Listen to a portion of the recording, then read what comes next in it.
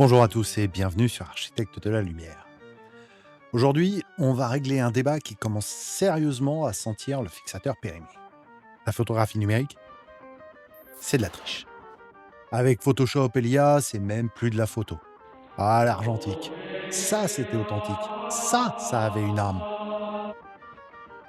Une âme? Vraiment? Elle était planquée où? Dans les selles d'argent?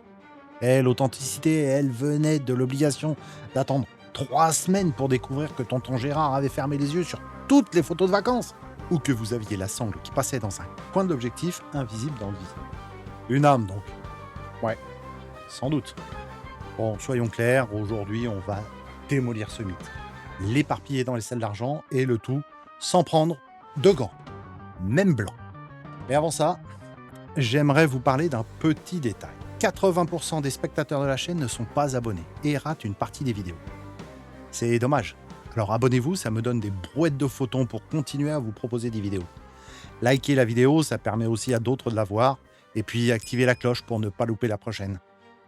Ça y est, c'est fait? Bien, merci.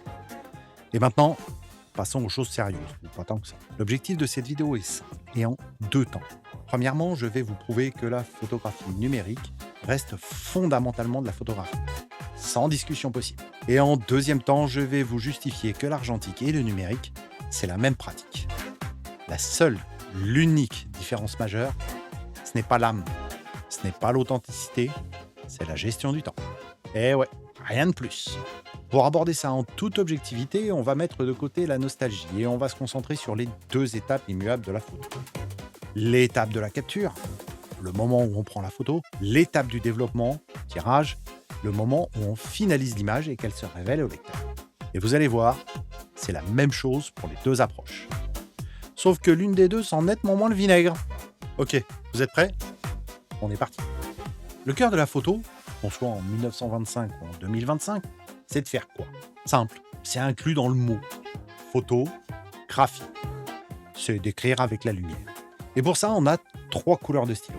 Les 3 piliers majeurs. L'ouverture, la taille du trou qui laisse passer la lumière. La vitesse d'obturation, le temps pendant lequel on la laisse passer, cette lumière. Et la sensibilité, la réactivité de notre surface de capture à cette lumière, les ISO ou les ASA. Les ASA.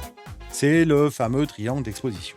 D'ailleurs, si vous avez un petit trou de mémoire, les 3 vidéos ici sont là pour vous rappeler les bases. Eh bien, l'intention et l'action du photographe pour équilibrer ces 3 stylos sont strictement identiques dans les 2. Je vous sens sceptique. Ok, je le note. Alors, je vais prendre un exemple. Taux sont issus de la même séance. Celle-ci avec mon appareil numérique Pentax K5 et celle-là avec mon Pentax 645 argentique, avec une pellicule développée par mes soins puis scannée pour le tirage. La séance était simple. 2 sources de lumière, un fond noir. Vous chargez votre pellicule, disons une 400 ASA, pour avoir cette expo du sujet avec un modèle net sur la profondeur tout en conservant un fond noir. Vous devez ouvrir votre objectif suffisamment pour capter la lumière du modèle. Mettons f4 et vitesse 1/800 de seconde. Pour compenser la perte de lumière due à la fermeture du diaph, vous allez devoir augmenter la puissance de la lumière. Problème, il va y avoir trop de lumière sur le fond qui va alors être trop exposé et paraîtra gris au lieu de noir. Et pour éviter ça, vous avez alors 2 solutions. Soit refermer encore un peu le diaphragme, mais vous allez encore perdre un peu de lumière sur le modèle, soit vous compensez en augmentant légèrement la vitesse d'obturation. Genre passer de 1/800 à 1 millième de seconde. Clic-clac, voilà, c'est fait. Voilà le résultat. Ok, passons au numérique. Vous réglez votre capteur sur 400 ISO. Pour avoir la même gestion de la lumière sur le modèle et le fond, vous faites exactement les mêmes réglages. Exactement les mêmes qu'en argentique. Ouverture à f4, vitesse à 1/800 de seconde, mêmes effets. Sauf que là, vous avez un autre levier complémentaire. D'une facilité d'accès exclusive au numérique, la sensibilité ISO. Un cran de rotation sur la molette, un stop de plus en sensibilité et vous passez de ISO 400 à ISO 800, facile, rapide et un vrai levier supplémentaire facile d'accès en plus des 2 autres que vous avez encore, comme la vitesse et l'ouverture. Alors, vous voyez, là, dans les 2 cas, la décision intellectuelle, la compréhension des lois de l'optique, c'est identique. La seule différence, c'est que le numérique a remplacé la sensibilité fixe de la pellicule, l'ASA, par la sensibilité variable du capteur. Et ça, c'est une amélioration. Pas une trahison.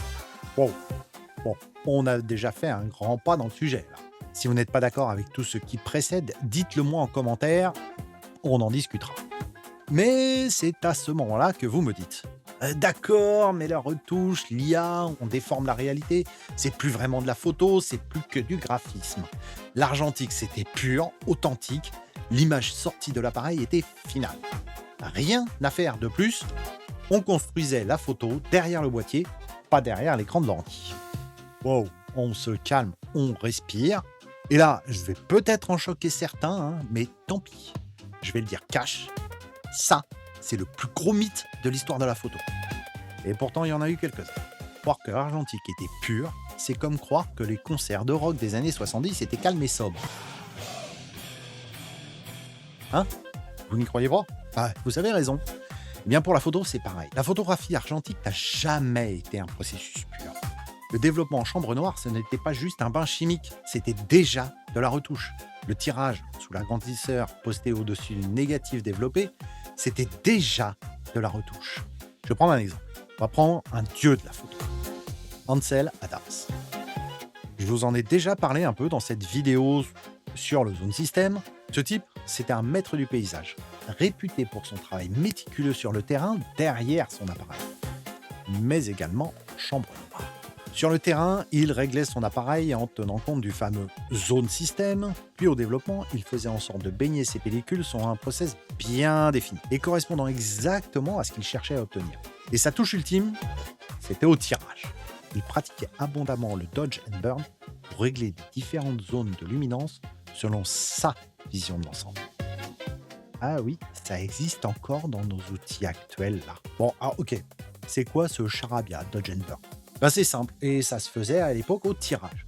Burn, brûler en anglais, il ajoutait de la lumière sur certaines zones, comme le ciel, pour les éclaircir. Et quand je dis ajouter, en fait, il masquait tout le reste de la zone pour forcer un peu plus de lumière à cet endroit-là. Et le dodging, qui permettait en fait de faire l'effet contraire, c'est-à-dire qu'il masquait des zones avec ses mains ou avec des masques en carton ou en papier découpé pour assombrir aux dépens du reste de la photo. Un très bel exemple.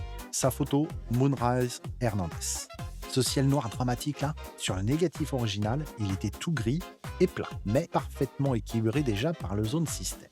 Adams l'a dodgé, assombri comme un fou au tirage pour lui donner ce côté dramatique. C'est de la retouche, à la main, sans ordi, pas vraiment simple, nécessitant une maîtrise certaine, mais de la retouche. Ok. Maintenant, regardons le photographe numérique moderne. Il prend sa photo en RAW, l'équivalent du négatif. Il y a cette vidéo dans laquelle j'en parle. Donc il a pris sa photo en RAW. Il ouvre son logiciel, il veut un ciel plus sombre. Facile, regardez. Il fait un masque sur le ciel et il joue sur la luminosité pour l'assombrir. C'est du dodging. Il veut un rocher au premier plan plus clair. Il prend un outil pinceau pour l'éclaircir. C'est du burning. Et on en conclut quoi là? On pose la question. On en conclut que la réponse est simple, très simple. Il fait exactement la même chose qu'Ansel Adams. La même chose, le même travail, le même processus. Seul, l'outil change. Le principe reste le même. La retouche et même l'IA qui automatise ces tâches, ce n'est que l'évolution logique de la démocratisation des outils de la chambre noire. C'est pas une nouvelle pratique, c'est une évolution de l'ancien. On a juste troqué les produits chimiques qui puent et polluent contre une souris et un café. Oui, qui pollue aussi, mais c'est pas le sujet. La seule vraie différence, vraiment sensible dans tout ça, c'est le temps. Donc si on résume, l'intention et la technique de capture, la navigation dans le triangle d'exposition sont identiques. Le processus de finalisation, le développement, retouche, tirage est conceptuellement identique. Juste les outils utilisés qui ne sont plus les mêmes, produits chimiques contre souris et écran. Alors c'est quoi cette fameuse différence fondamentale? Pas simple, et si vous avez été attentif, ça ressort très bien de ce qu'on vient de voir.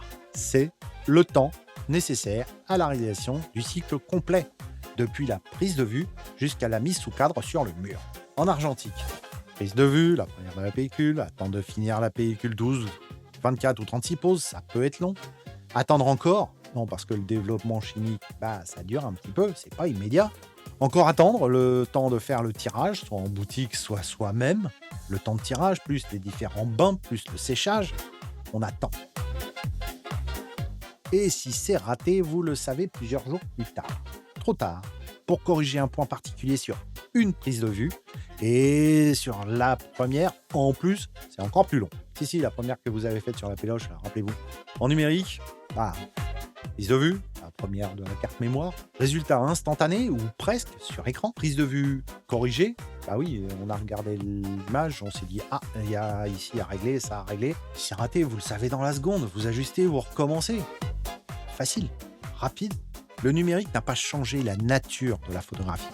Il a juste supprimé le temps de latence, cette angoisse de latence. Il a rendu l'apprentissage et l'itération plus rapide, plus accessible. Ça n'est pas moins authentique, c'est juste plus rapide. Est-ce plus efficace? Ah, certainement. Est-ce moins sérieux? Ben non, pourquoi ce serait moins sérieux? C'est pareil. Alors, oui. Vous me direz que l'argentique, ça forçait à se concentrer sur les réglages, la composition, on n'avait pas de deuxième fois facile, etc., etc. Ok, je suis d'accord, c'est ce que j'ai dit, mais du coup, on progressait aussi moins vite, beaucoup moins vite. D'autant que la pellicule s'était pas donnée et à usage unique en plus.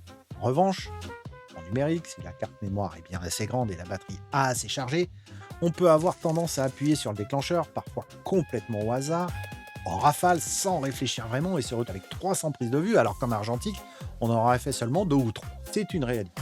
Et qui peut être assez frustrant. Mais croyez-moi, ou pas, hein, avec le temps, on diminue très sérieusement le nombre de prises de vue. Alors la prochaine fois que vous retoucherez une photo sur votre ordinateur ou vous utiliserez un outil IA pour déboucher une ombre, ne vous sentez pas coupable. Quoi qu'en disent les anciens, non, vous n'êtes pas un tricheur. Vous êtes juste un Ansel Adams qui va plus vite. La seule chose que je conseille quand même, c'est de comprendre ce qui est fait par cet outil. Pourquoi et comment. Parce que même si c'est fait par un outil full auto, le principal, c'est de savoir pourquoi on le fait. Principalement pour éviter de se laisser embarquer dans un manège autopiloté sans aucun contrôle. Maintenant qu'on a fait un tour du sujet que j'espère suffisamment clair, dites-moi en commentaire ce que vous en pensez de tout ça. Et n'oubliez pas, soyez architecte de votre lumière, du premier plan jusqu'aux confins du cosmos. À la prochaine.